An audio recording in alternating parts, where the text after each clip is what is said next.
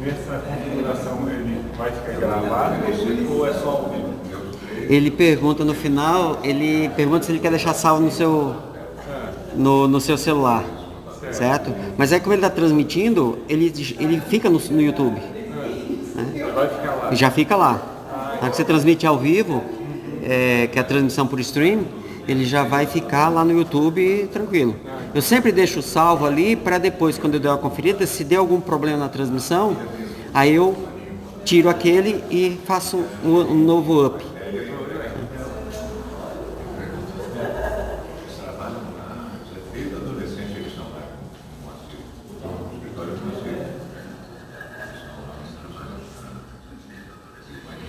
Opa, testando.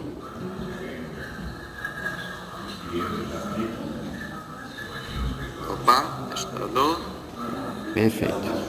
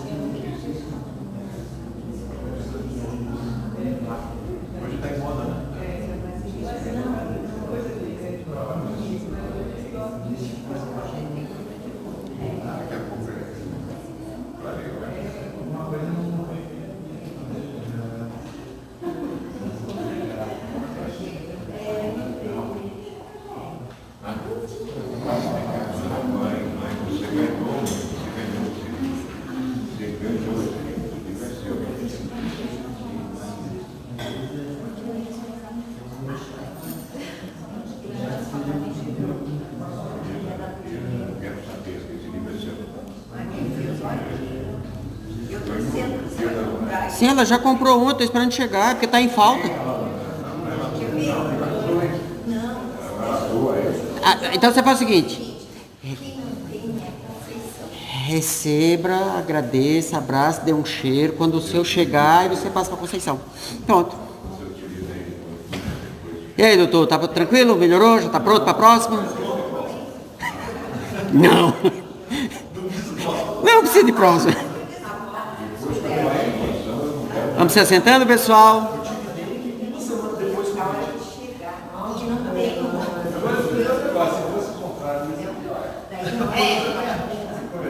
Vamos nos assentando, está chegando a hora. Vamos nos organizando. Ok. Muito bem, pessoal. 9 horas. Deu a hora. Crianças. Crianças. Crianças da primeira fila. É o povo do fundão que faz bagunça? Aqui é o pessoal da primeira fila? Muito bem, pessoal. Vamos iniciar os estudos desta manhã, do nosso grupo Medicina e Espiritismo. Está sendo transmitido hoje ainda pelo meu canal, porque nós criamos o canal de Medicina, do grupo Medicina e Espiritismo, para transmitir os estudos, né? E ficarem salvos lá no canal. Só que ele ainda está, quando a gente cria um canal, ele leva um tempo ali para você fazer os pedidos, as autorizações. Então está nesse período de autorizações ainda para transmitir e tudo mais. E acredito que essa semana isso finaliza. Já no próximo domingo a ideia é já transmitir pelo canal do Medicina e Espiritismo. E aí eu até fiz o teste essa semana, já fiz o primeiro, já coloquei lá e vou colocar todos os estudos que já foram gravados no canal Medicina e Espiritismo.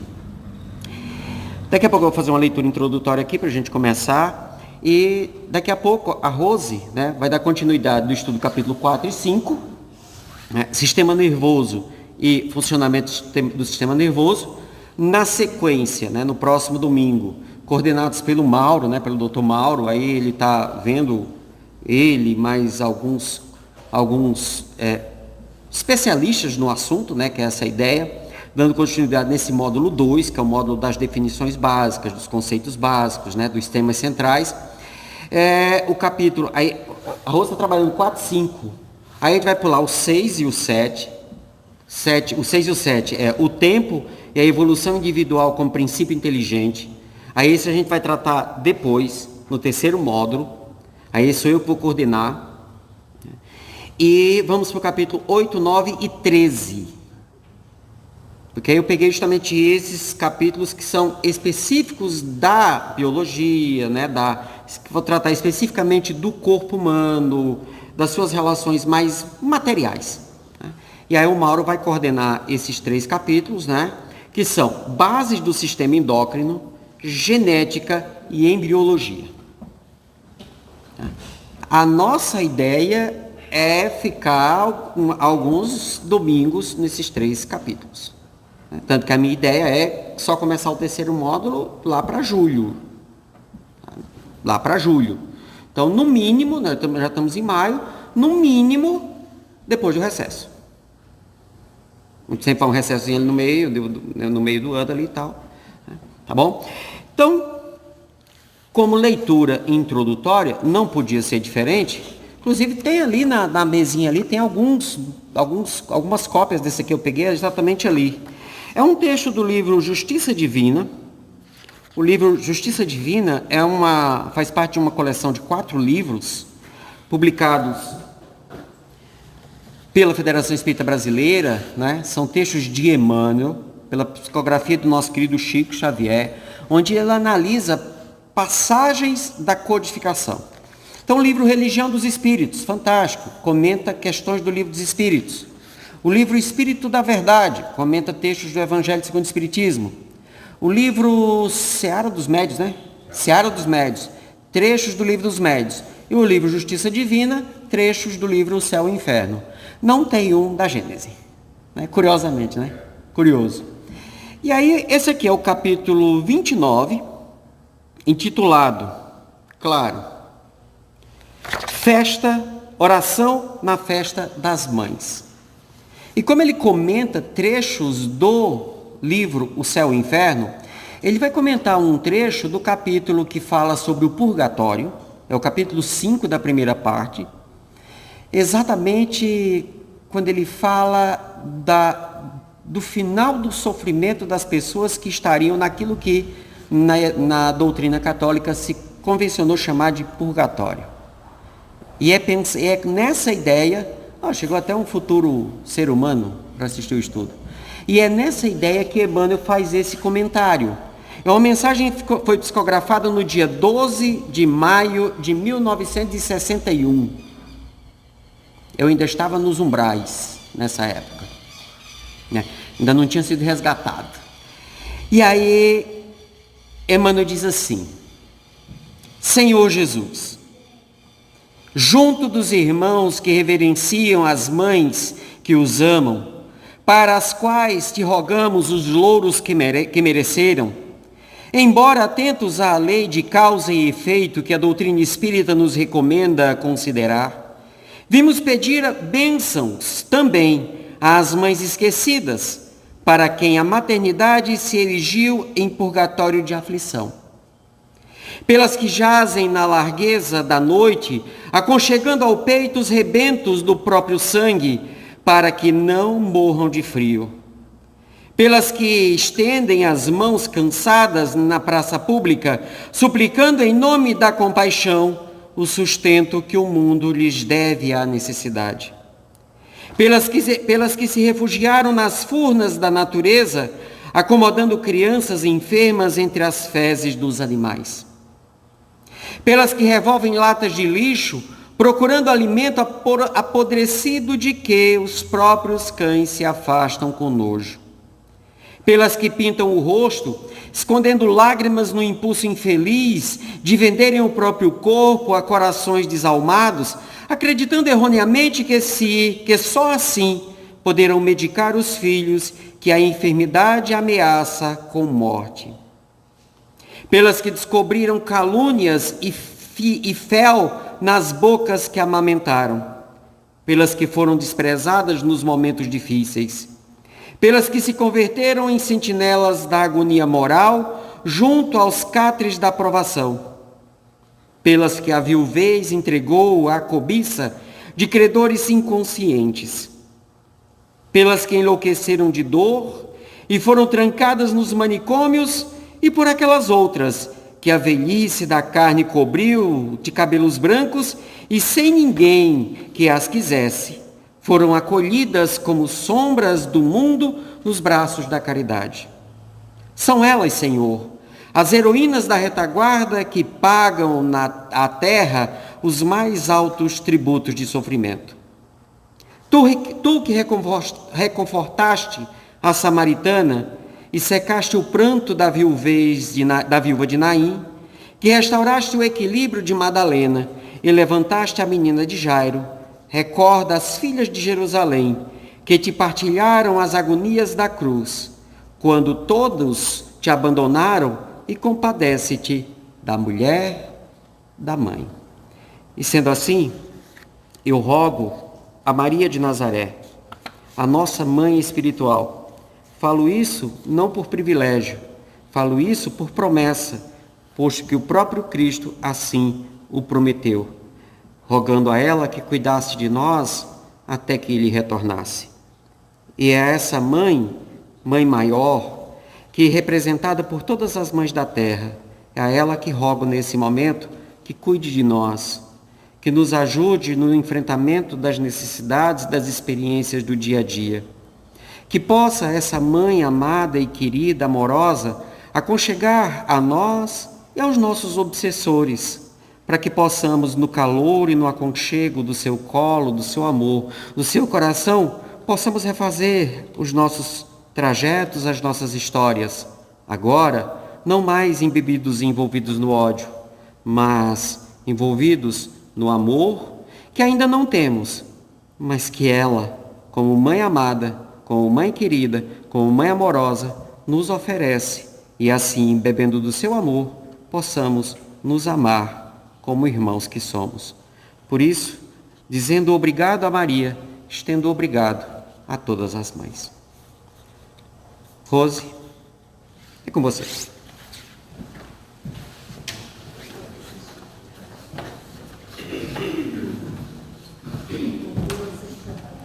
Obrigada, Enzo. Linda mensagem para esse dia especial, Dia das Mães. E continuando o nosso estudo, mantendo essa nossa dinâmica, né, que na verdade as informações elas se complementam com o que vocês trazem também, né? E aqui a gente tenta, né, da melhor forma possível, traduzir essas informações com a somatória, enfim, de todos, né? A nossa ideia, conforme colocado, é falarmos então, e finalizarmos, né, a questão do funcionamento do sistema nervoso, né? Então, como nós vimos, o cérebro, né, um dos órgãos componentes desse sistema, ele é a chave para o entendimento dessa interface físico-etérica, né? dentro da proposta de uma fisiologia transdimensional. Enfim, como será que podemos, né,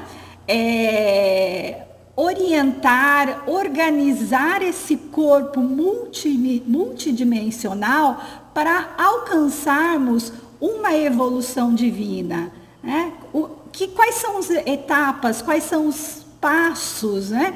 E para isso precisamos entender a base, né? Que nem o Enzo colocou, que é a base do funcionamento anátomo-fisiológico desse corpo, e centrando, né, nesse início, ou nessas aulas iniciais, a questão do sistema nervoso do cérebro, né? Enfim, esse órgão-chave no sistema.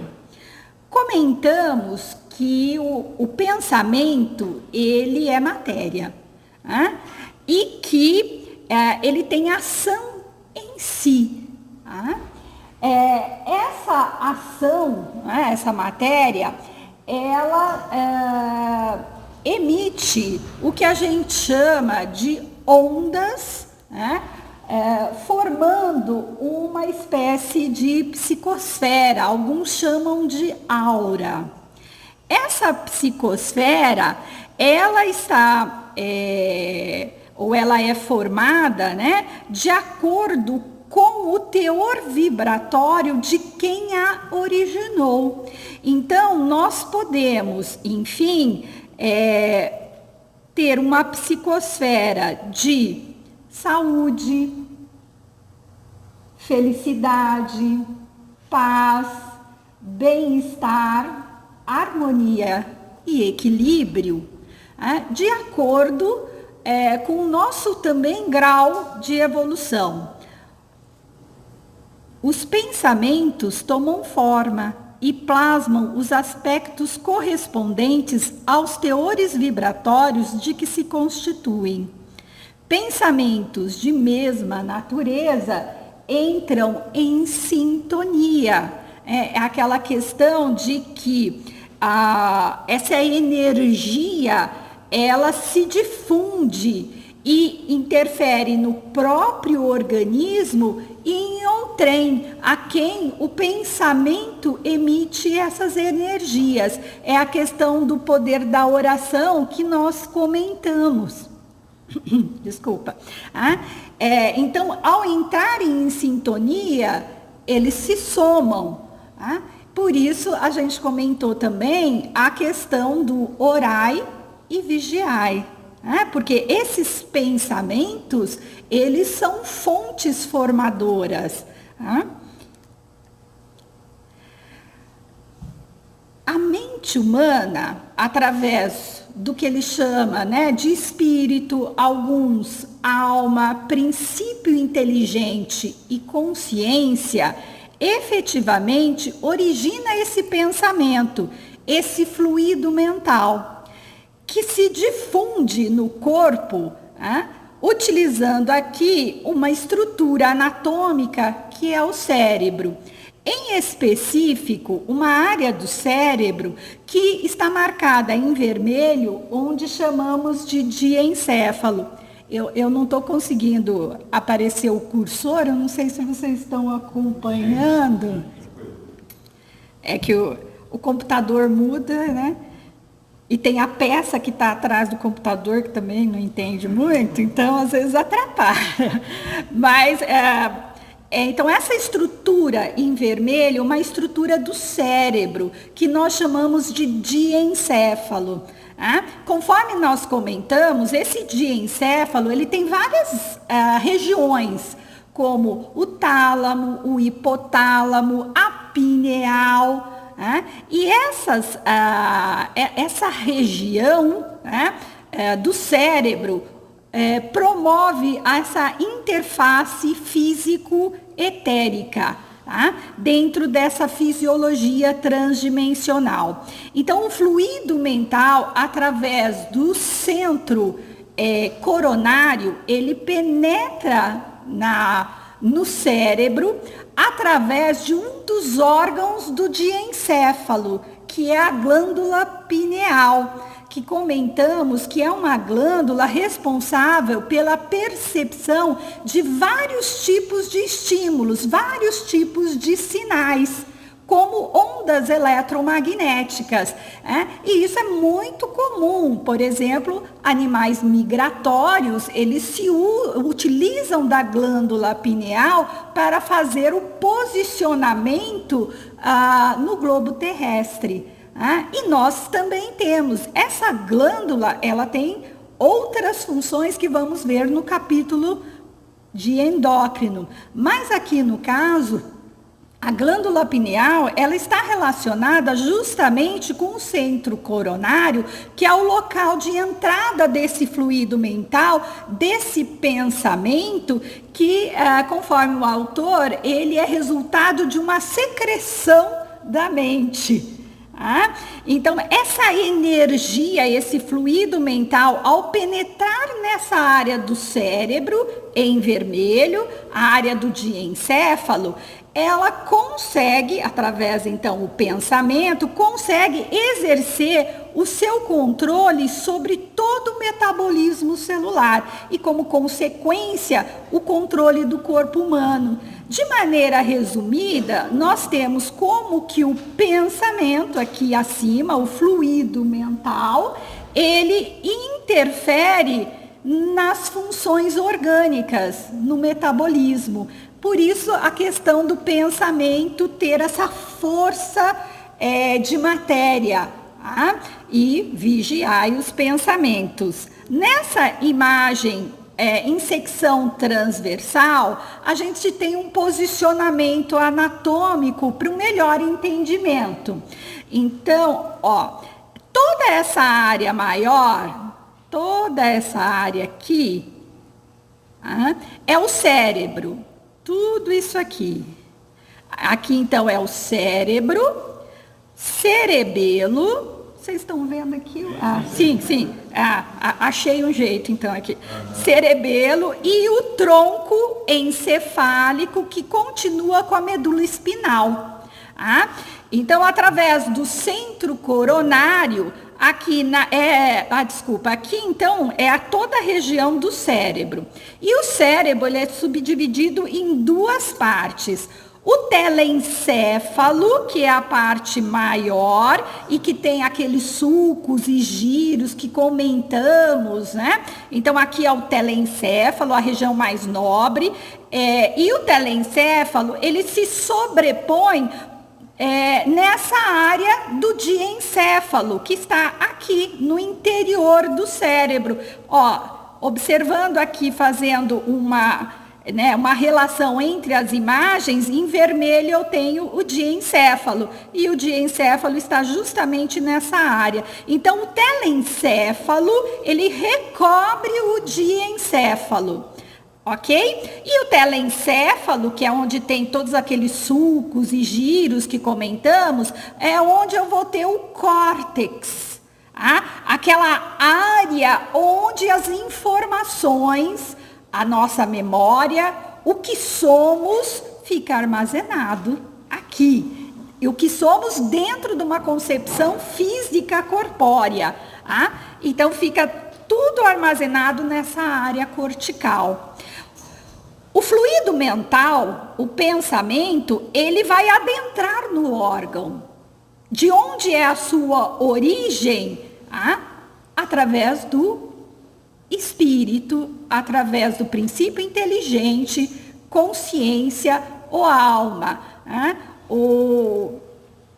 O Dr. Décio, ele coloca que independe da nomenclatura, a ideia é entendermos esse processo de entrada do pensamento, de entrada do fluido mental no corpo físico. Então, nessa área interna, de encéfalo, nós vamos ter aqui exatamente a pineal que vai fazer essa entrada.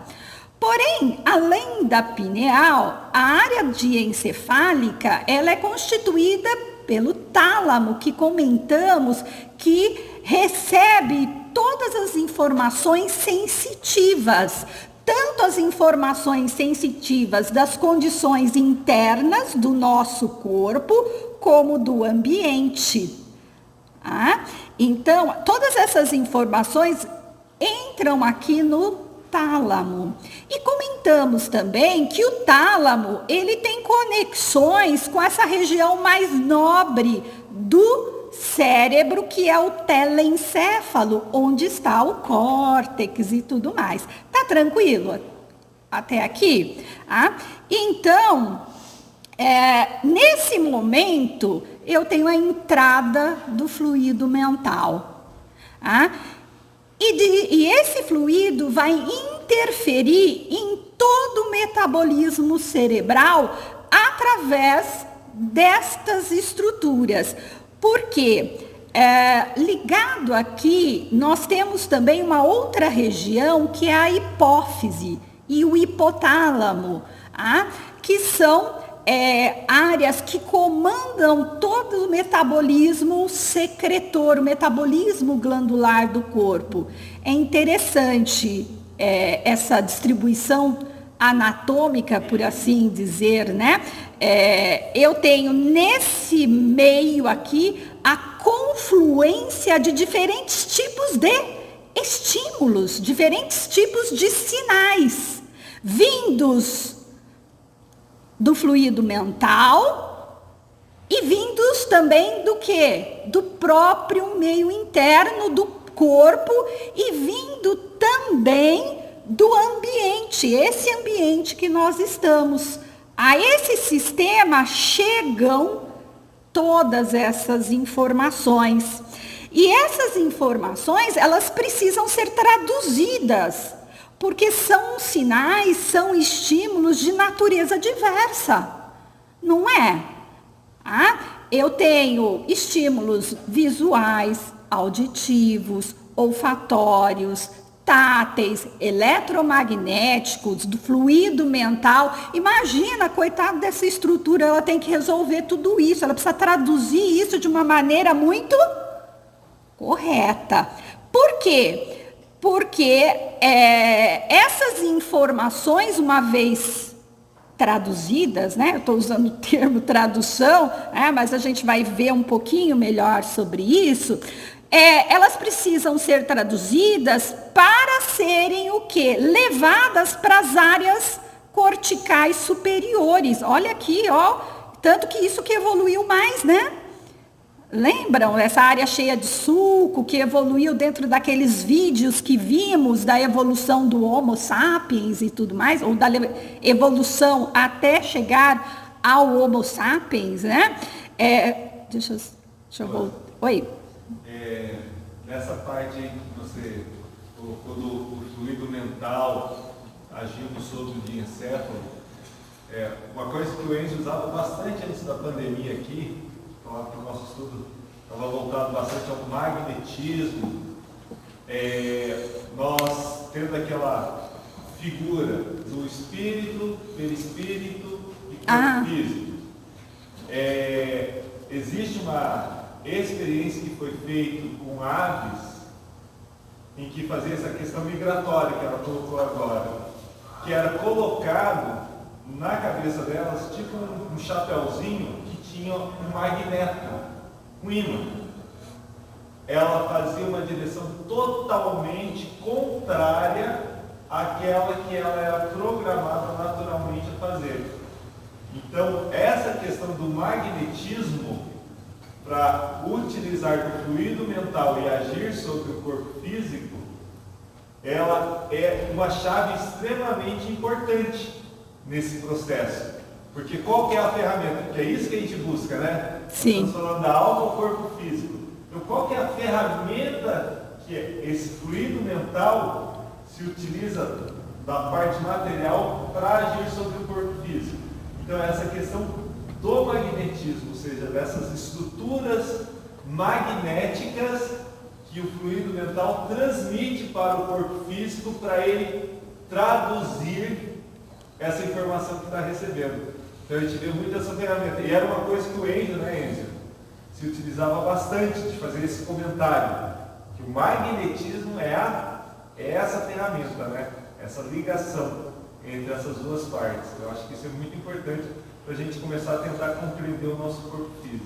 Kardec vai dizer que não se deve estudar espiritismo sem estudar o magnetismo. Ele chega assim na Lei Espírita de 58, são ciências irmãs, não são a mesma coisa, são ciências diferentes, com objetos diferentes, só que elas lidam com, enquanto o espiritismo estuda o espírito, o magnetismo estuda as relações fluídicas entre os seres.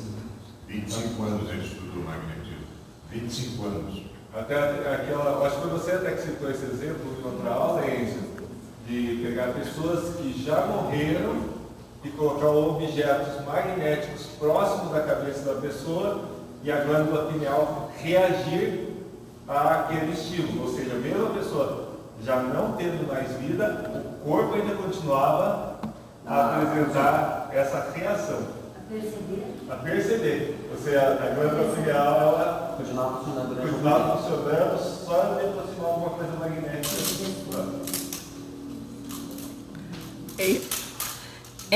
São mistérios que tentamos desvendar.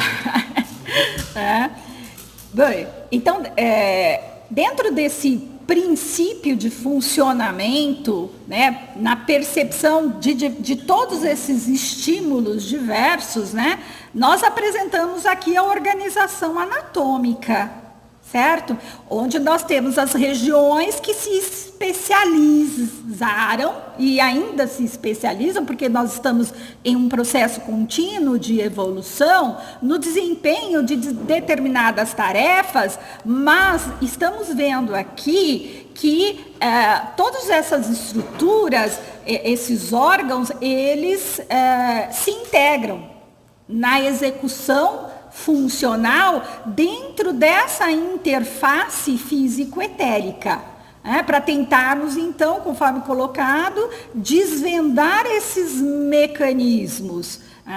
E como nós sabemos que toda essa estrutura anatômica, ela é constituída por unidades morfofuncionais, que são as células. No caso específico aqui, estamos falando dos neurônios, que não são as únicas, mas é que vão centrar a informação e a funcionalidade no entendimento desse físico etérico. Assim, na visualização microscópica, nós vamos observar os neurônios, conforme já foi colocado nos estudos anteriores. Então, aqui nós temos neurônios numa imunomarcação, são neurônios piramidais do córtex cerebral. O córtex, aquela estrutura nobre, né, que mais evoluiu dentro dessa filogenia hominídea, né? Então, vamos observar a unidade separando dos demais. Nós temos bilhões de neurônios. A diversidade morfológica é muito grande. Estima-se 145 tipos de neurônios, entre outros, né, e subtipos, segundo a literatura que a gente tem mais recente. Mas, enfim, aqui nós temos um neurônio imunomarcado em vermelho, onde o que mais chama a atenção justamente é a quantidade de prolongamentos. Existe uma área de onde esses prolongamentos partem. Essa área é onde está o núcleo o núcleo dessa célula e a concentração da grande maioria das organelas celulares. Dessa região do corpo celular partem prolongamentos. Alguns são múltiplos, e esses prolongamentos chamamos de dendritos. Eles são responsáveis pela recepção do sinal, do estímulo, ok? Do corpo celular parte um prolongamento único, que também, na sequência, pode emitir prolongamentos. Este é o axônio. Então, essas células, elas é que estão adaptadas a receber aqueles sinais que vieram de onde? Do pensamento, do fluido mental, dos estímulos sensitivos do meio externo, né? Audição, visão, tato, paladar, olfato, e também do meio interno, que são os proprioceptores, né? Que vê como é que estão, enfim, as estruturas, né? Por exemplo, o músculo, tudo está levando informação dessas condições para serem analisadas aqui no encéfalo, ok? Então, essa é a célula adaptada a isso. Portanto, o fluido mental, ele interfere aqui.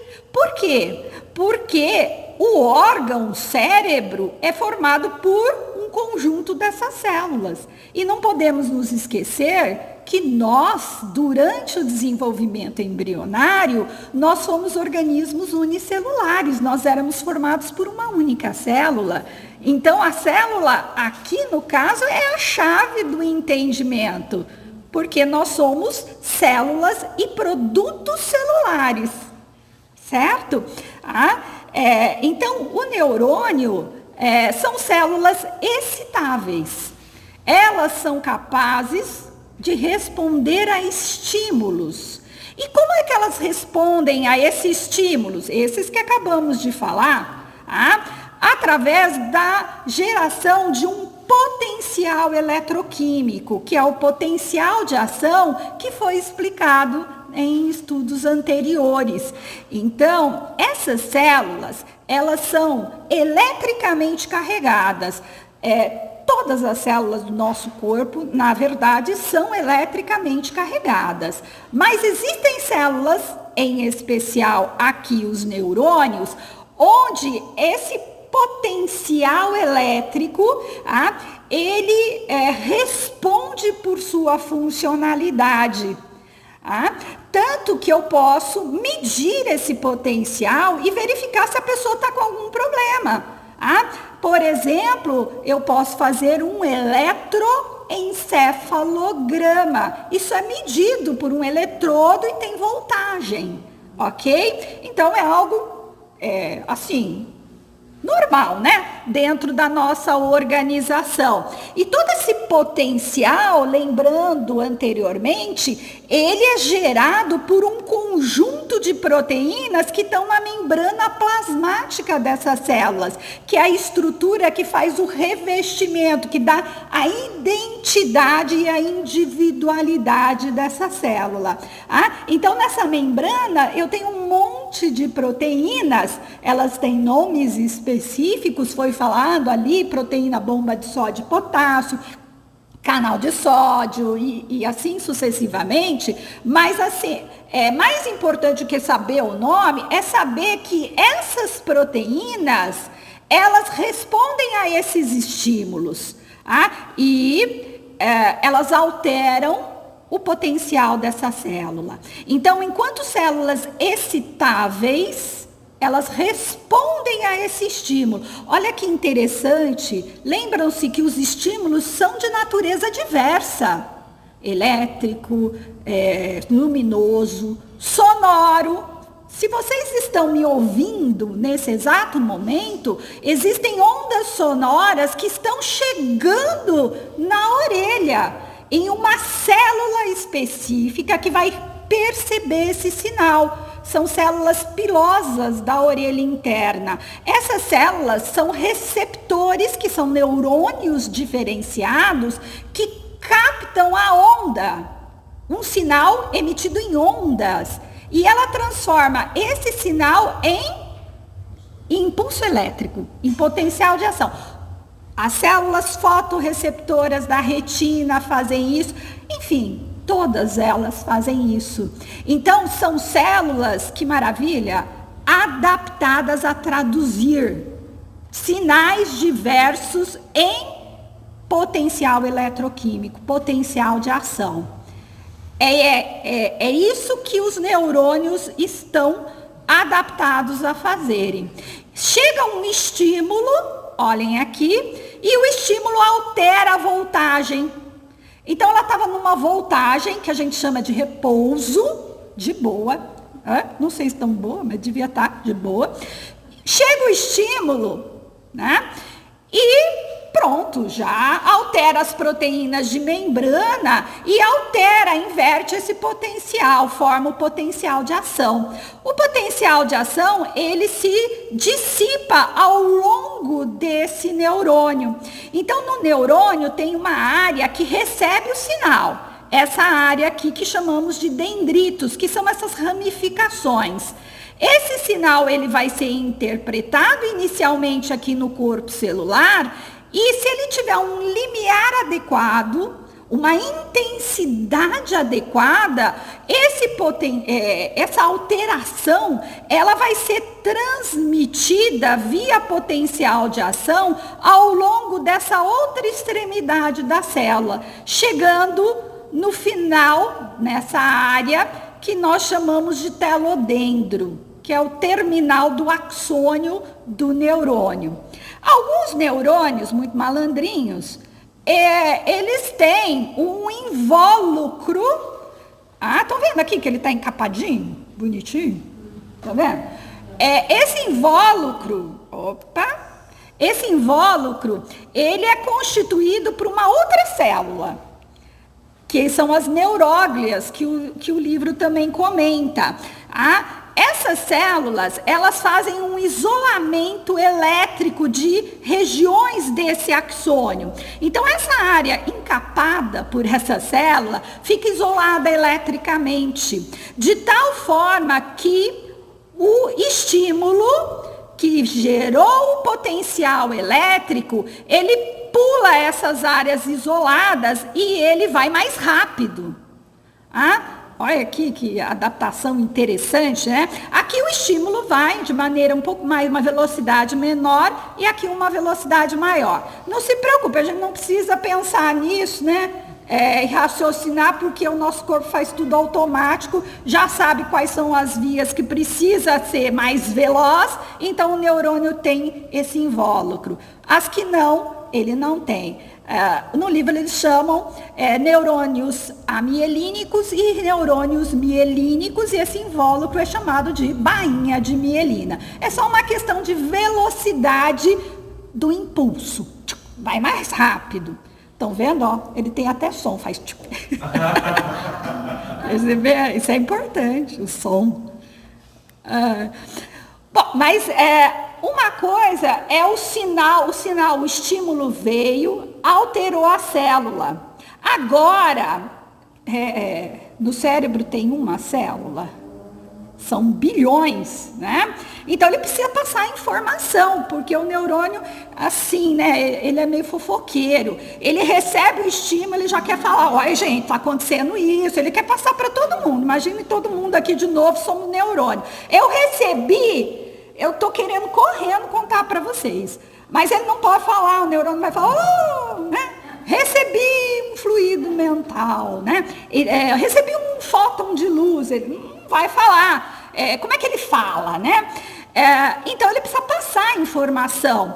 Essa informação agora, ela vai ser transmitida através de um sinal químico, normalmente, mas também elétrico. Nós vamos falar do sinal químico, através de um neurotransmissor. Então aqui vocês têm um neurônio, os dendritos, o corpo celular, que ele chama soma, ok? E o axônio.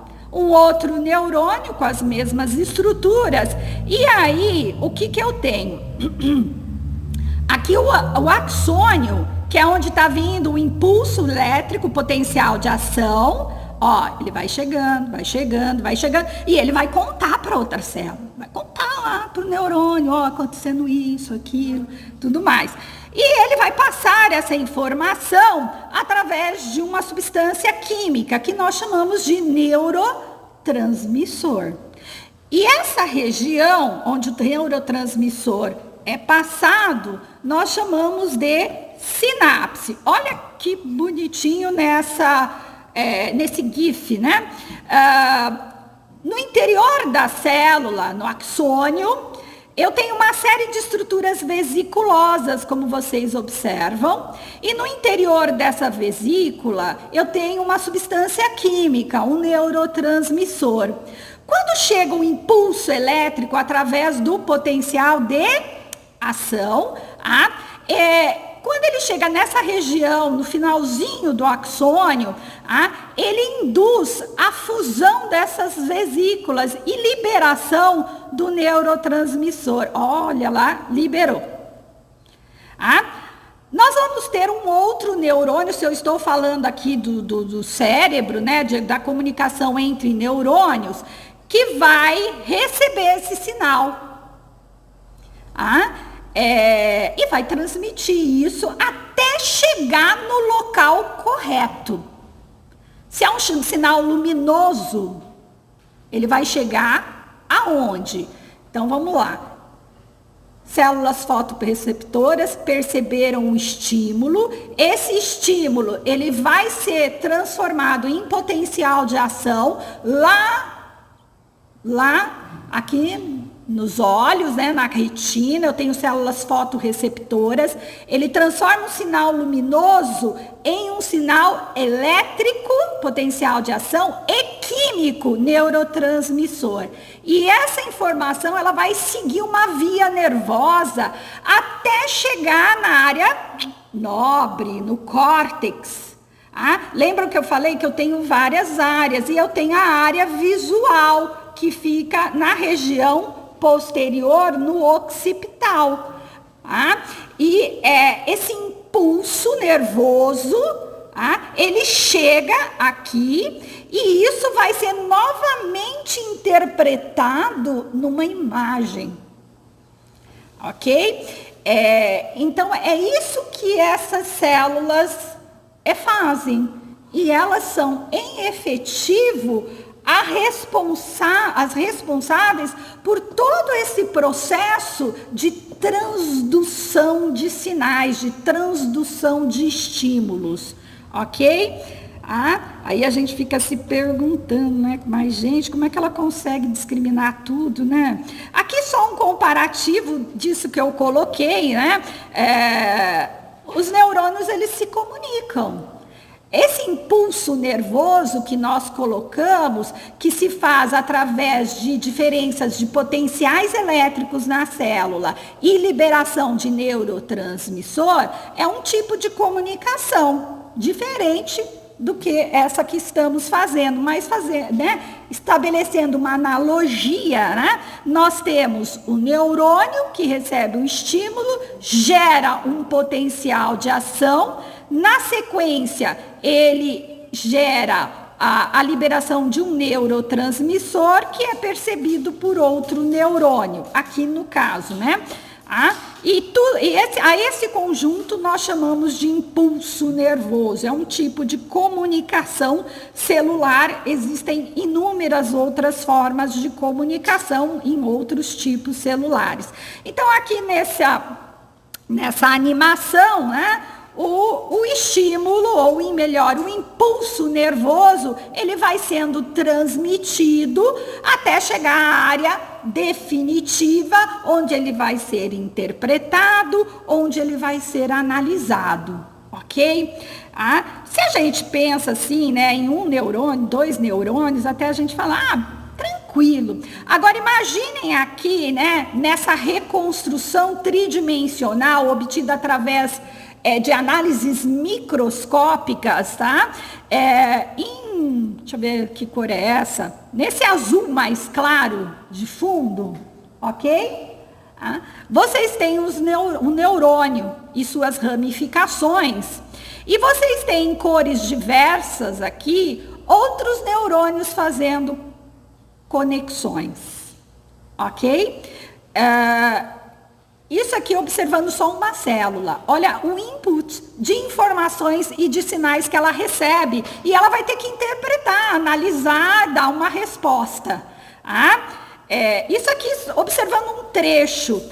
Agora, numa visão mais macro, a partir também de reconstrução, eu tenho uma rede neuronal de comunicações que se fazem em todas as áreas cerebrais, graças a essa característica dos neurônios, células excitáveis, que são capazes de pegar estímulos diversos e traduzir esses estímulos em potenciais de ação, em impulso nervoso no final, e que vai para uma análise e armazenamento final no córtex cerebral, ok? Se a gente imaginar agora os sinais que estão vindo dos fluidos mentais, porque uma coisa é imaginarmos os sinais sensitivos, né? Visão, audição, tato, paladar, né? Os sinais que vêm da parte interna do corpo, né? Que já são mais conhecidos, e agora a parte que a gente desconhece, os sinais que vêm desses fluidos, que adentram via pensamento ali na pineal. E a pineal, a partir de suas conexões com outras áreas do diencéfalo, vão interpretar, vão analisar todos esses sinais. E os sinais, por mais diversos que sejam, eles se transformam em potenciais de ação e neurotransmissores, em impulsos nervosos. A questão é, né? Como que o tálamo? Lembra que o tálamo que está recebendo, né? E depois ele vai fazendo as conexões com as áreas corticais. Como é que ele discrimina quem é quem, para onde vai, como é que foi, né? Olhando aqui, se a gente olhar aqui esse conjunto de conexões, a gente vai falar assim, que confusão. Impossível. É pior. É pior que um tráfego aéreo, né? Mas ele consegue. Ele discrimina tudo de acordo com o tipo de sinal e de acordo com o receptor que está levando esse sinal. Se o receptor é olfatório, se é auditivo, se é visual, se é um proprioceptor e se é um receptor, que está vindo através de fluidos mentais via pineal. Então, o tálamo, ele consegue fazer isso. Ele analisa de acordo com o fluxo nervoso, de acordo com a fibra nervosa que está vindo esse sinal. Então, eu tenho todo um posicionamento anatômico que vai possibilitar essa discriminação, esse julgamento, e ele vai transmitir a onda para um posicionamento adequado nas regiões do telencéfalo. Ok? Hoje a gente tem mais assim, uma parte mais, mais rígida da questão de bases da neuro, né? Não tanto a parte de espiritualidade em si, mas essa parte é interessante para a gente compreender algumas falas, né? Então tá aqui. Didaticamente, só para complementar e ficar mais claro, então nós temos uma série de receptores, vários tipos de receptores, que são responsáveis por receber sinais, receber estímulos. Aqui, nós temos um receptor que é um neurônio modificado. Observem aqui, claro que ele não é bem assim, mas didaticamente para a gente compreender, né? Assim, ele não tem essa posição, né? Eu tenho inúmeros, tá?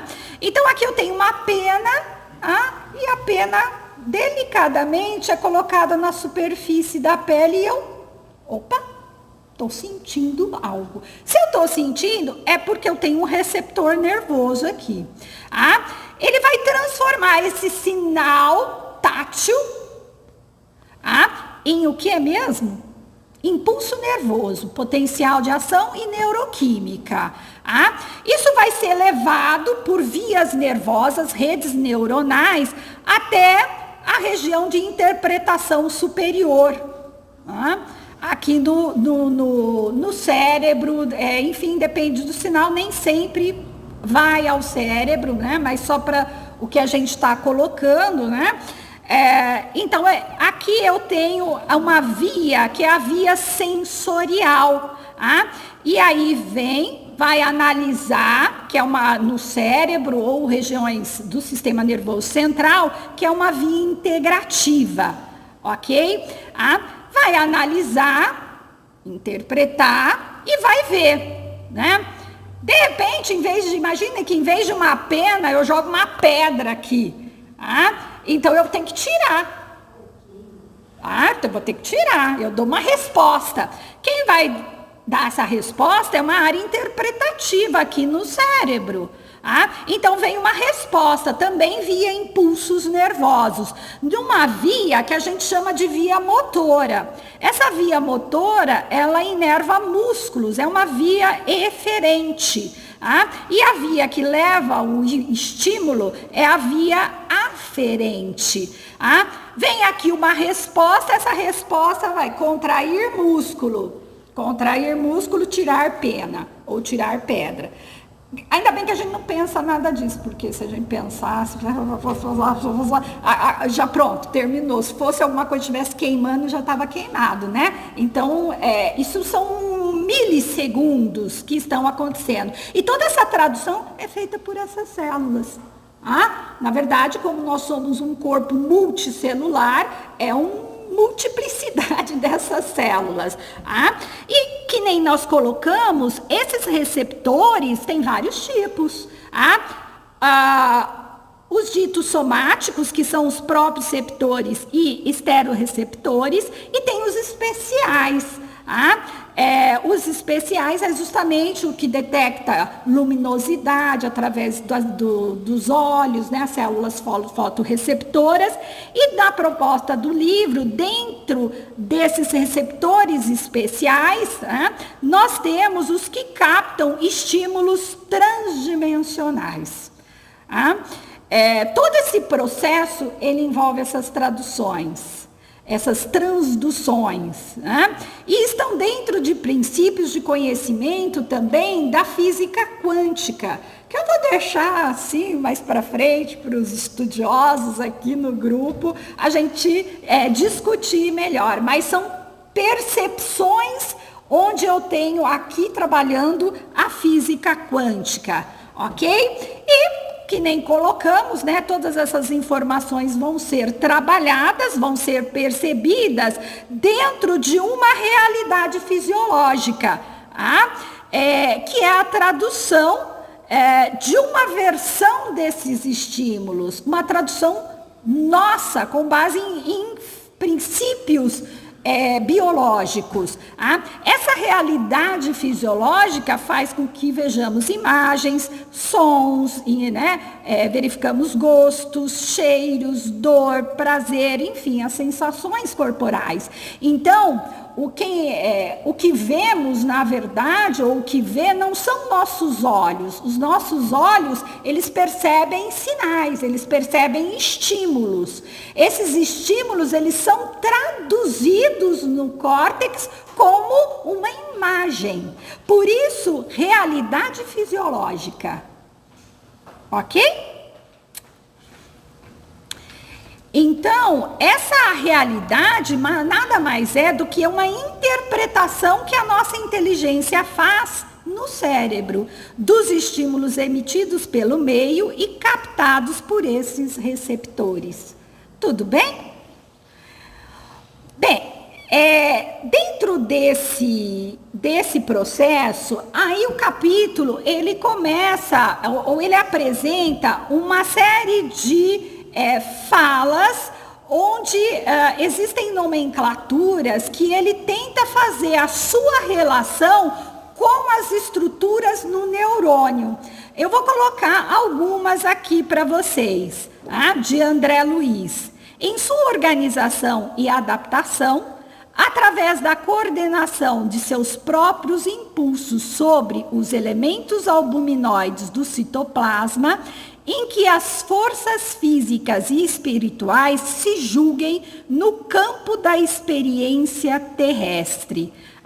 Então, toda essa percepção do fluido mental alcançando o neurônio e controlando desta forma o metabolismo celular, ele envolveria esses elementos albuminoides do citoplasma. Lembram-se que nós falamos que o neurônio, ele capta esses sinais e traduz esses sinais em estímulos.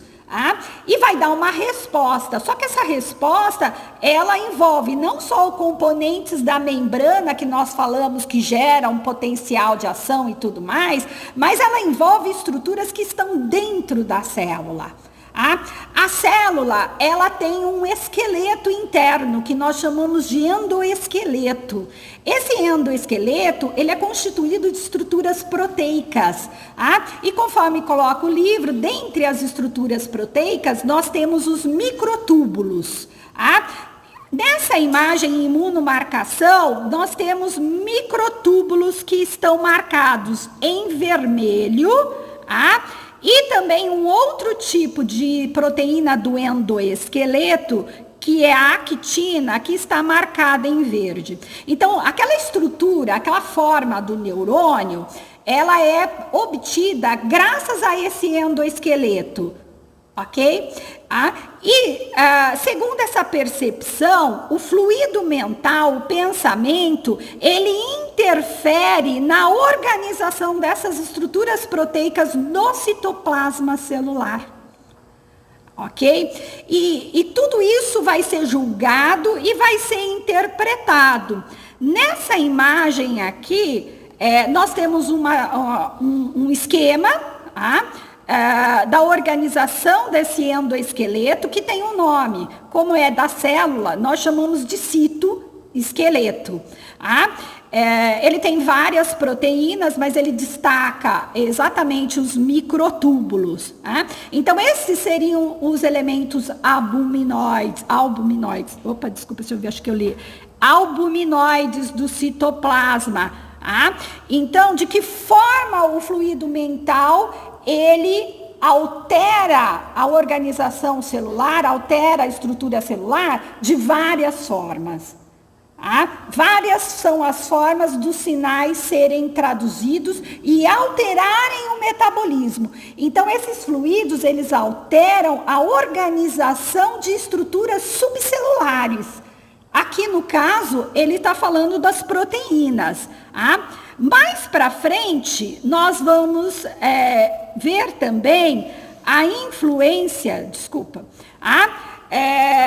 desse fluido em uma outra estrutura da célula, que é responsável pela síntese de energia.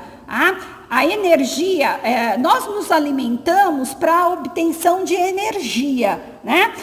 Todo o alimento que nós obtemos, independente se ele é carboidrato, proteína ou lipídio, esse alimento ele é metabolizado por nossas células e ele é transformado num tipo de energia que a célula sabe usar, que nós chamamos de ATP, adenosina trifosfato. Então, independente do alimento, eu tenho na célula uma estrutura transdutora que vai transformar a energia do alimento, proteína, carboidrato, lipídio, em uma energia utilizável pela célula, que é a energia química do ATP.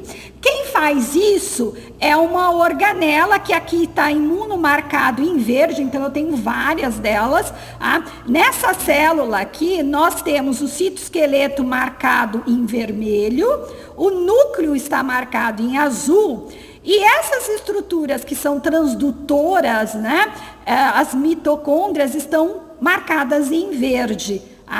Então, eu teria uma influência também nessas estruturas. Nessa imagem aqui, nós vemos o movimento dessas mitocôndrias no citoplasma da célula. Estão vendo? Elas não param quietas. Sabe por quê? que mitocôndria não para quieta? Mitocôndria está associado aos microtúbulos do citoesqueleto. E elas se movimentam. Observem, o fluido mental, ele interfere nos microtúbulos, ele interfere em proteínas de membrana, ele interfere na organização dessas mitocôndrias, que são organelas que produzem a energia necessária para o metabolismo celular. Então, o neurônio só funciona porque tem essa estrutura. E só para a gente colocar lenha, porque o Enzo falou que ia colocar lenha, mas eu já vou colocar antes. Mitocôndria, segundo uma das teorias mais aceitas, ela é uma endossimbiose de uma bactéria aeróbica com células anaeróbicas primitivamente, antes mesmo de pensarmos na origem do homem. Interessante, né? Dentro de cada célula do nosso corpo, nós temos uma bactéria adaptada, que pega energia. Lembram? Tem uma conversa assim que a gente comentou, que nós temos gravado a história da nossa evolução. Que a gravação mais característica do que a presença de um organismo simbionte dentro das nossas células? Claro que isso é uma teoria, existem várias evidências científicas que suportam essa teoria. E existem organelas que estão evoluindo, que são hoje simbiontes em outros organismos, que a gente está detectando na ciência. Então, mais do que nunca, a gente observa isso. E olhem, a mitocôndria parece que é um serzinho vivo lá dentro, né? Olha, não para quieta, junto com os microtúbulos. Por quê? Porque a célula é uma unidade viva. Se eu pegar um neurônio e tirar e colocar ele no meio de cultura, ele permanece vivo. Essa é a base da cultura de células, né? Só que é lógico, nós entramos numa organização de multicelularidade que essa vida, ela tem um limite. Mas nós somos unidades, formados por unidades vivas, porque nós viemos de uma única célula. Então, nada disso aqui espanta, porque se imaginarmos que essa estrutura veio de uma única célula, a célula ovo ou zigoto, por um processo de desenvolvimento embrionário, que vier daqui para frente é fichinha, né? É só uma questão da gente compreender e interpretar melhor. Conhecendo a si próprio, o indivíduo conhecerá deuses e o universo. Está lá no código. Tem uma pista interessante. Linda mensagem. É bem isso. A grande possibilidade da nossa história toda ser gravada. E nossa dupla herança, porque nós temos herança também em outros planetas. Pois mais história por aí, interessantíssimo. Então, sim. Os neurônios, uma vez danificados, eles se regeneram? Depende do local. Depende do neurônio. Neurônio é uma célula muito especializada, dificilmente regenera. Então, depende se eu estou falando de neurônio do sistema nervoso central. Uma vez danificado, os estudos mostram que ele não se regenera. Mas teve gente que teve derrame cerebral, perdeu o movimento, depois recuperou. Aí entra a questão da plasticidade neuronal. Então, áreas cerebrais, assim, a grosso modo, eu não sou especialista na área, mas elas são capazes de, enfim, se desenvolverem e substituírem a área lesionada. Mas depende muito da idade, enfim, depende de vários fatores.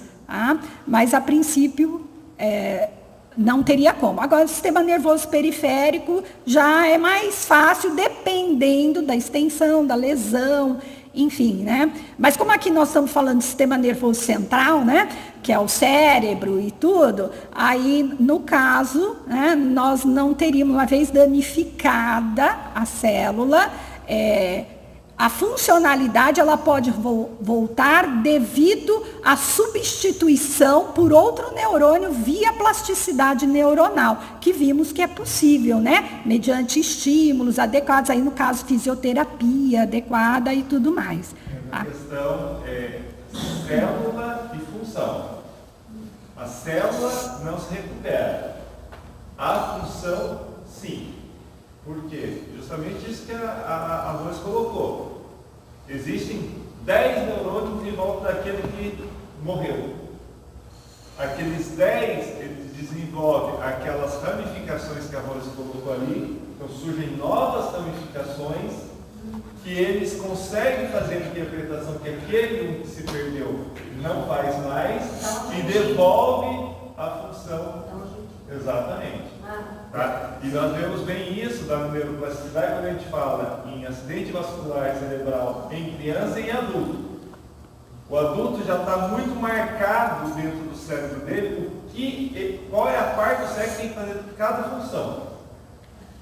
A criança, principalmente recém-nascida, o cérebro ainda não sabe o que tem que fazer, ele está ali com todas as possibilidades do mundo.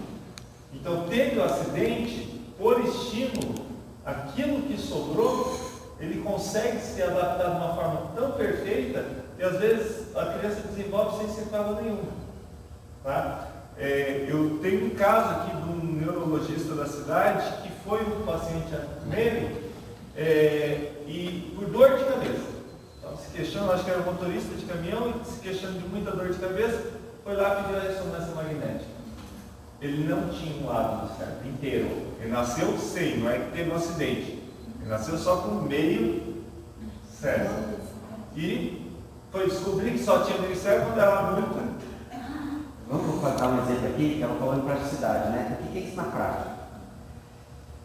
Esse corredor aqui é um circuito neural como aquele lá que ela mostrou antes, certo? E eu sou um impulso elétrico. Então, eu vou chegar nesse aqui, cadê? Essa aqui, ó. Isso. Então, o que é um AVC? Então, aqui é um caminho, certo? O cérebro é o órgão mais vascularizado no corpo humano, entendeu? Tem mais sangue circulando nele, né? Circulando nele. Só que sangue tem que estar dentro dos seus tubinhos, né? Das suas veias, das suas artérias e tudo mais. Não pode se espalhar. Eu tenho que trabalhar normal. E nesse circuito aqui tem que ter impulso elétrico e neurotransmissor. Certo? Então eu sou um impulso elétrico e vou me transformar em neurotransmissor quando eu chegar na sinapse. Só que aconteceu, por descuido nosso, os mais diversos, ou quer que seja, uma falha na estrutura, vai acontecer isso aqui. Eu estou indo lépido, passeio, cumprindo a minha função, acontece um acidente vascular, certo? Esse sangue interrompe essa passagem. Resultado, o cérebro entra em pânico. E eu, agora, faço o quê? Eu não tenho aqui. Então você entra em pânico. Então vou jogar Para mim não foi impedido. Para mim foi impedido. Eu dou um impulso elétrico, ele não vai conseguir seguir. Sim. Aquele impulso, que aí depois eu vou botar foco nela do potencial de ação, né? Eu sou um potencial de ação e estou indo. Ora como raio, ora como neurotransmissor. Você pode parou. Então não tem mais o potencial de ação, não vai ter ação. Ok. Aí passou as primeiras semanas, os primeiros meses, fez avaliações, os doutores mandam para o fisioterapeuta. O que o fisioterapeuta vai fazer? Ele vai vai fazer a pessoa forçar a construção de um novo caminho. Então, se antes eu ir por aqui não consigo mais, ele vai me ensinar a ir por aqui. Certo? Então, quer dizer, houve uma mudança plástica na estrutura. A função, ela foi interrompida, só do AVC. Então, a função ela vai continuar acontecendo agora numa nova área estrutural. Novo caminho. Por isso é plasticidade neural, é a capacidade neurológica de mudar a plástica, de mudar a forma. Mas depois a gente toca mais sobre essa Isso. Tem uma outra questão? Tem. A minha pergunta é sobre a questão da mielina, sobre a formação porque você falou que tem alguns que não são acabados pela mielina, né? Sim. E se a produção dessa mielina mais neurônios fossem encapados, eu teria mais capacidade, é isso? Mais condição de passar a informação rápida. Não é bem assim. De fato, nós temos, em condições normais, esses dois tipos de neurônios que eu coloquei na imagem, os amielínicos e os mielínicos. Tá? Cada um está adaptado à sua função. Normalmente, nós temos neurônios mielinizados quando eles vão inervar áreas muito distantes, como, por exemplo, quando eu tenho um neurônio que ele sai da medula espinal e vai inervar o dedão do pé. Se eu preciso ter uma resposta motora rápida, imagina, né? O neurônio, porque o neurônio é uma célula, ele tem tamanhos muito diversos, desde 4 micrômetros até neurônios gigantes. Então, tem neurônios que esse axônio, ele pode chegar a 1 metro. Né? Como exemplo, esses neurônios que saem aqui da medula e vão inervar as regiões, por exemplo, do pé. Então, para o estímulo ser conduzido de maneira rápida, velocidade, ele é mielinizado. Então, de fato, eu não tenho problemas em condições normais, né? Eu tenho uma quantidade adequada de acordo com a localização anatômica desses neurônios e eles estão exercendo a sua função de maneira ótima. Agora, é claro, eu posso ter algumas doenças que interferem na produção da bainha de mielina. Aí eu vou ter problema. Entendeu? Então, assim, em condições normais, eles estão bem adaptados para exercerem o seu papel. Não sei se era esse o questionamento. Só para dar um exemplo bem fácil, Marli, a ideia do desenvolvimento de um computador, ela existe desde a década de 60, 50 lá, e alguns cientistas fizeram lá, com válvula no começo. Aí, quando chegou na década de 80 para 90, começaram a surgir vários computadores e hoje cada vez computadores mais rápidos. Mas na verdade os computadores são extremamente lentos, porque antigamente nós tínhamos só a capacidade de transmitir eletricidade através dos metais. E pelo metal é muito rápido. Não é bom porque a velocidade é tão grande que não dá para interpretar. E aí, o que descobriu na década de 80 para 90? Os semicondutores, os semimetais, em que a capacidade de passar a energia vai mais lenta e aí dá tempo de processar a informação. Então, esses neurônios que nós temos no cérebro, eles são sem a mielina. Por quê? Um neurônio tem que entender o que o outro está falando, tem que processar. Então, não ter a bainha de mielina leva a essa velocidade mais lenta de transmissão, porque daí a corrente tem que passar por todo o caminho neuronal, e aí dá tempo do outro neurônio interpretar o que tem que fazer. Se fosse tudo mielinizado, como os neurônios motores, aí ia ser um pânico, temos muita coisa ao mesmo tempo e não sei o que tem que fazer. Entendeu? Então, é mais ou menos semelhante ao computador. Então, foi criado um sistema para que a velocidade elétrica seja menor, para que esse processo mais lento gere a capacidade de processamento. Então a bainha de mielina é essa função, dá E é só acelerar. Não, mielina ela acelera, onde tem é muito rápido. Ela é uma estrutura que promove um up na função. O arco reflexo, quando a gente machuca a mão, põe na mão chapa quente, a gente tira porque queimou? Não. Você ainda não sabe o que aconteceu. Teu cérebro, você puxa a mão, aí depois de algum tempo fala assim, opa, estava quente. Então o arco motor é tudo mielinizado. Tirou. Aí o outro sinal que chega no cérebro para dizer o que aconteceu, aí é bem mais lento. Aí leva algum tempinho para você fazer a interpretação. Entendeu? Porque daí a mielina tem menos mielina. Ótimo. Fico aqui pensando, porque Emmanuel há muito tempo chamou o corpo físico de máquina divina. Imagine o espírito. Se o corpo físico é uma máquina divina, imagine o espírito. Pois é. Assustador. Você quer ver um exemplo que eu estava pensando nessa aula da Rosa aqui? Bem interessante. Ela explicou. Tem um estímulo visual o estímulo sonoro, isso, aquilo, e vai para uma região do cérebro que ela interpreta. Eu tenho um problema de cócegas violento no meu corpo.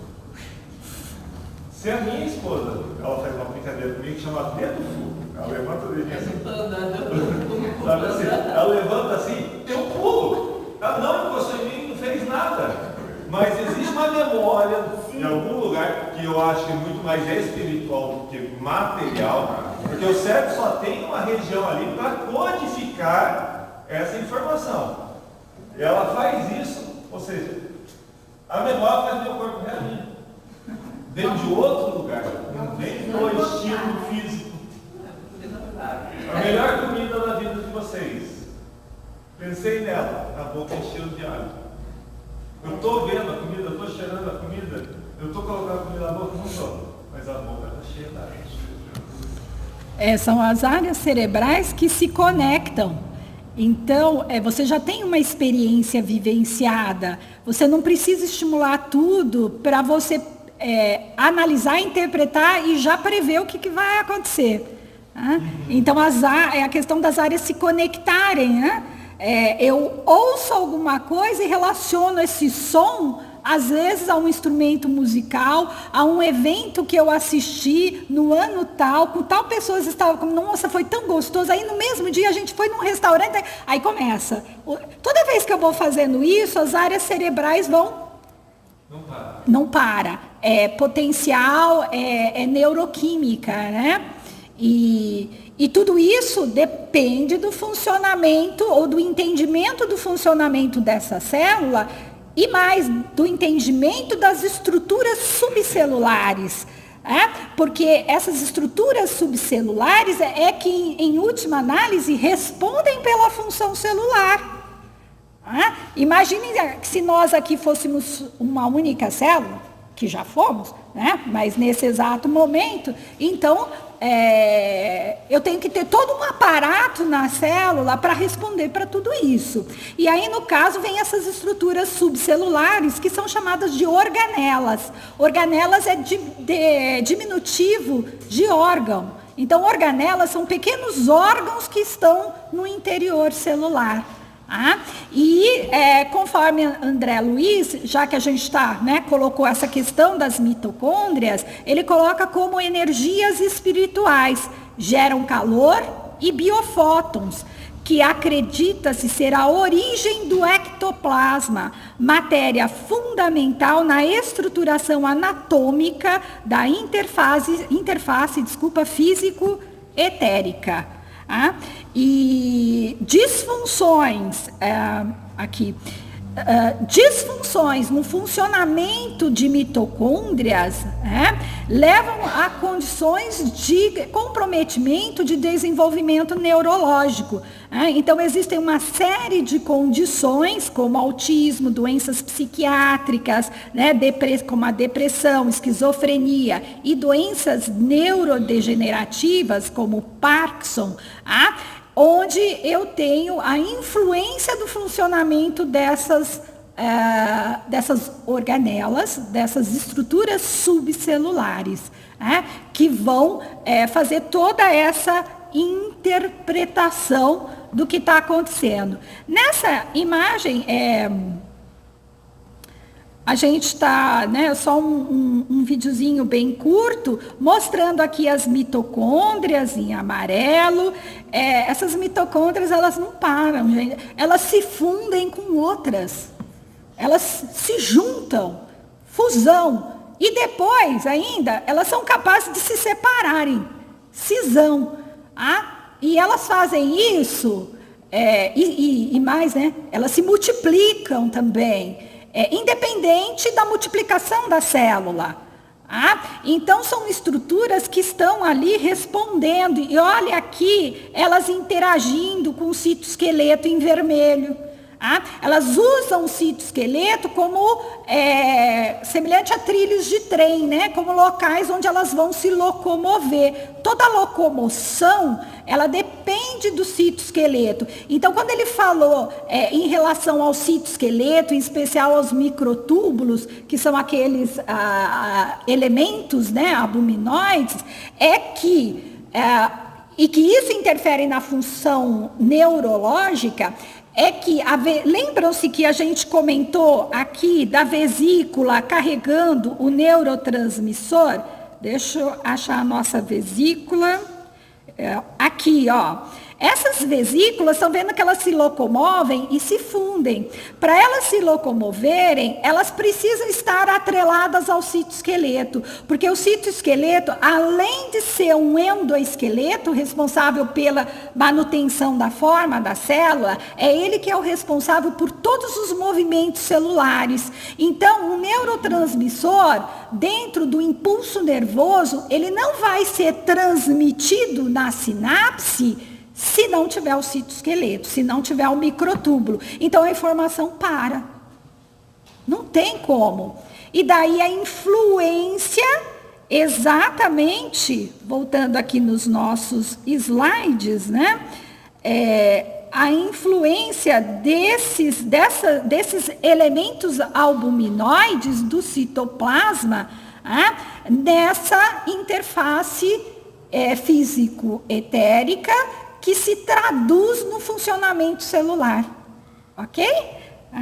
Então, e assim nós vamos tendo, né, uma série, enfim, de estruturas celulares que são colocadas pelo livro, no capítulo, referente aos funcionamento e relações espirituais, né? Então, André Luiz, Evolução em Dois Mundos, ele coloca o seguinte: uma substância invisível na célula em atividade, a espalhar-se no citoplasma e dendritos, facilmente reconhecida por intermédio de corantes básicos, quando a célula se encontra devidamente fixada. Essa substância, a expressar-se nos chamados corpúsculos de News, que podem sofrer cromatólise, representa o alimento psíquico aurido pelo corpo espiritual no laboratório da vida cósmica, por meio da respiração durante o repouso físico, para a restauração das células fatigadas e insubstituíveis. Ele está falando daquela questão do neurônio que foi perguntado se ele se danifica, né? Se eu danificar, morreu, né? Quer dizer, o neurônio, não você, graças a Deus, mas o neurônio morreu. E esses elementos, né, são essas estruturas. Então, aqui eu tenho o corpo celular de um neurônio, essa é uma preparação histológica.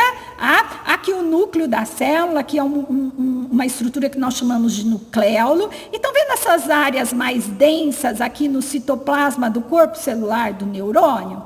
Essas estruturas são justamente os corpúsculos de News, que ele coloca como alimento psíquico. Olha só, o corpúsculo de News, ele na verdade é uma organela celular que nós chamamos de retículo endoplasmático rugoso, e nessa organela nós temos ribossomos aderidos à sua superfície. Ribossomos são estruturas responsáveis pela síntese de proteínas. O que a célula precisa para manter a sua estrutura, a sua forma linda, maravilhosa, seu shape, ela precisa de proteína. Ela sintetiza conforme a expressão dos seus genes. E para sintetizar a proteína, ela precisa do corpúsculo de News. Sem ele, não tem como a célula sobreviver. Alimento psíquico, aurido pelo corpo espiritual, no laboratório da vida cósmica. Então, a partir do momento que o fluido mental, ele interfere na célula, ele interfere na síntese de proteínas, que ocorre no corpúsculo de News. Lembram-se daquelas vesículas que eu falei que está dentro o neurotransmissor? Aquelas vesículas, elas são formadas, um dos componentes para sua formação ocorre aqui no corpúsculo de News. Ele não é o único, porque nós temos uma outra estrutura que é o complexo de Golgi, que vai formar aquelas vesículas que estão carregadas com o neurotransmissor. Então, vocês imaginem, se eu tenho um problema, eu não tenho como ter a função celular. Ok? Então, são momentos, né, em que a célula precisa manter a sua estrutura. Ela precisa fazer as suas sínteses para se manter organizada. Porque o neurônio ele trabalha para manter o corpo multicelular organizado e responder aos diversos estímulos que já comentamos, mas ele também precisa se reconstruir. Ele precisa da sua síntese, porque como tudo isso aqui, a célula é formada por moléculas orgânicas, as moléculas orgânicas têm um tempo de vida que é inferior ao tempo de vida da célula. E, portanto, a célula precisa estar a todo momento sintetizando e renovando os seus componentes. E uma das estruturas que fazem isso, não é a única, mas é uma, é o corpúsculo de Nils, associado com todas as outras organelas que existem no citoplasma celular. Isso está em evolução em 2 mundos. E temos também uma outra estrutura, aqui novamente o neurônio numa coloração, e essa estrutura aqui meio amarronzada, que chamamos de grânulos de lipofucsina. André Luiz. A respeito dessa estrutura neuronal, encontramos um pigmento ocre estreitamente relacionado com o corpo espiritual, de função importante na vida e no pensamento, aumentando consideravelmente na madureza e na velhice das criaturas. E ele complementa. A quantidade do fator, ele chama isso de fator de fixação, esse pigmento que é o grânulo de lipofucsina. Seria determinado pela atitude mental, estando aumentado nos que mais se ligam ao mundo material, a Terra, fixando seu espírito de maneira mais tenaz ao corpo físico, dificultando o desencarne. Então, isso aqui não é muito bom, não, né? E existem mais de 50 tipos de doenças neurológicas, entre outras metabólicas, devido à disfunção nesses grânulos de lipofucsina. Esses grânulos, eles são bastante conhecidos na ciência, são estruturas que vão fazer digestão intracelular. Opa, o sistema digestório primitivo dentro da célula. Então, quando ele fica amarelado, é porque ele fica esse pigmento ocre, é porque a coisa não está indo muito bem nesse processo de eliminação.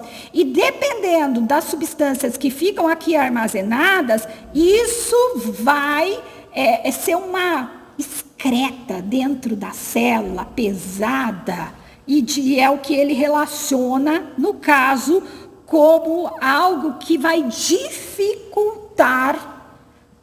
o desencarne.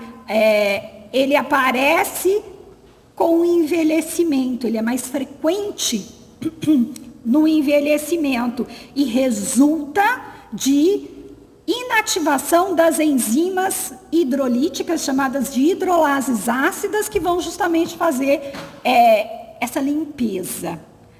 Nada pode ficar resto. Isso em condições fisiológicas normais. E é o que ele está relacionando em relação justamente a esse princípio evolutivo. Oi? Esses restos seriam em função de quê?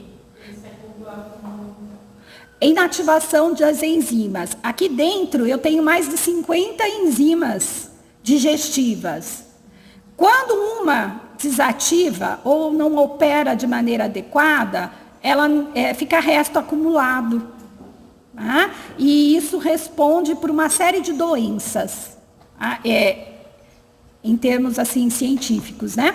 Então já tem catalogadas mais de 50 doenças que a gente chama de doenças de estocagem, devido à disfunção dos lisossomos, que são esses grânulos de lipofucsina. Bem, nós estamos aqui finalizando, eu achei que fosse terminar antes, mas a ideia aqui é mostrar o seguinte, que nós criamos uma verdade de acordo com a interpretação dos diversos estímulos que chegam. E essa interpretação de realidade, ela é uma escolha da nossa consciência. Então, a nossa individualidade, ela vai se manifestar de acordo com as nossas escolhas.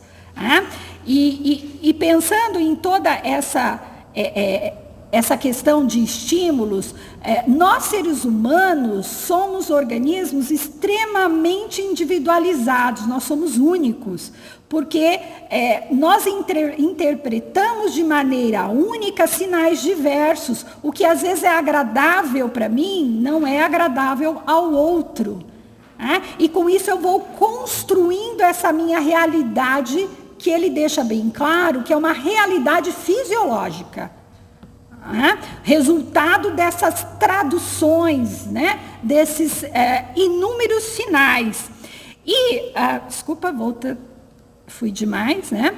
E os neurônios representam as células mais próximas do nosso corpo espiritual, a expressão mais clara da organização espíritica. Aqui vocês têm um neurônio em cultura de célula, esse neurônio ele está entrando em um processo de morte celular, porque eu retirei esse neurônio e foi colocado em cultura. Funcionam como centros de ancoragem do perispírito, e como importante armazenador das energias sutis auridas do fluido cósmico universal.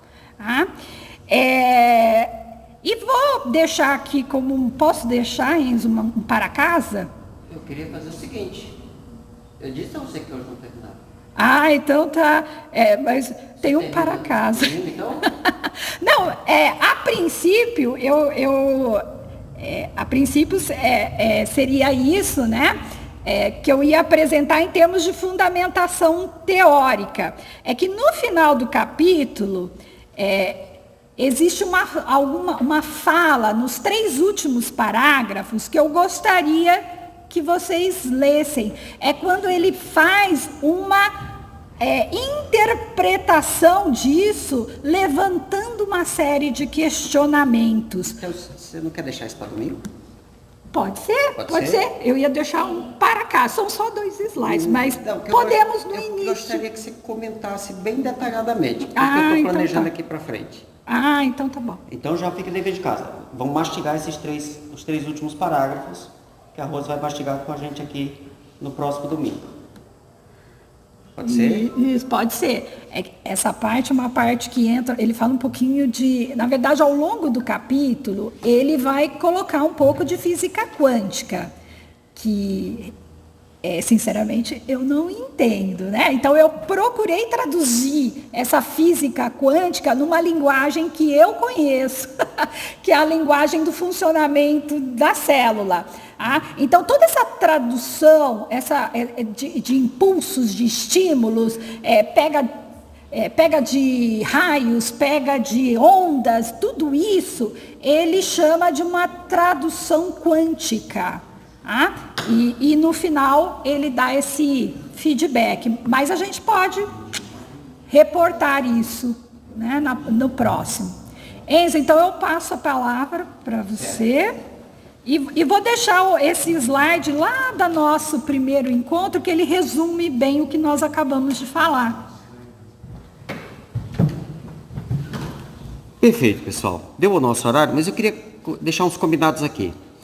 Eu quero dar uma mergulhada, antes a gente ir para a próxima etapa dentro do módulo, que é embriologia, genética, né?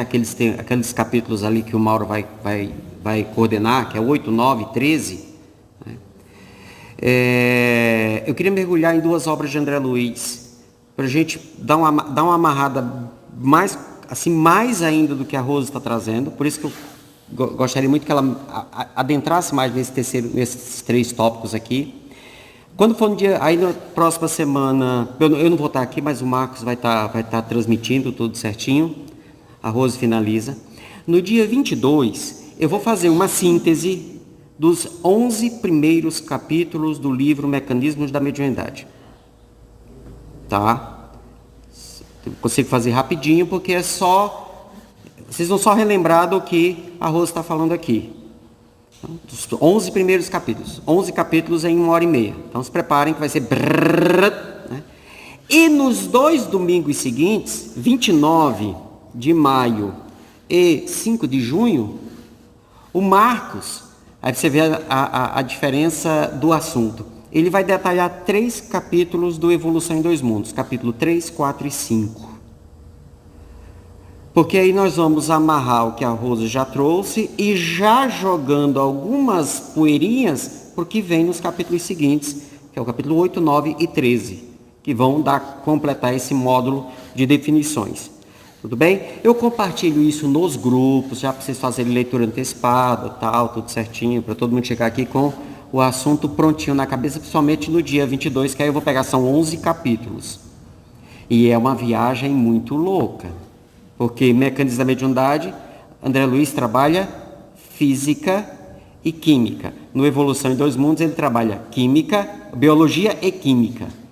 Né? E aí o Marcos, e aí vamos trabalhando tudo isso aí para na sequência irmos para os outros capítulos da alma ao corpo físico. O Décio dá as pistas, nós vamos em busca dessas pistas, aprofundar essas ideias. Esse é o nosso objetivo. Tudo bem, pessoal? Vão fazendo as perguntas, vão fazendo as anotações. Eu tinha feito algumas anotações, mas deixar para colocar lenha na fogueira no dia 22, quando eu estiver aqui, sobre essa ideia de potencial de ação. A Rosa acabou de explicar toda a questão, a resposta da questão 132 do Livro dos Espíritos. Por que a gente tem que encarnar? Ela acabou de explicar. Por que nós temos que encarnar? Aí eu faço essa análise num outro momento, mas vocês lembram que está aqui. Por enquanto, esse vídeo está no meu canal, Enzio Urbano, mas ele vai estar no canal Medicina e Espiritismo, na sequência, ali na ordem, para quem quiser depois reassisti-lo. Tudo bem, pessoal? Então, mais uma vez, feliz Dia das Mães, né, para as mães encarnadas, para as mães desencarnadas que estão nos acompanhando agora, e continuemos os nossos estudos. Vamos com paz no coração.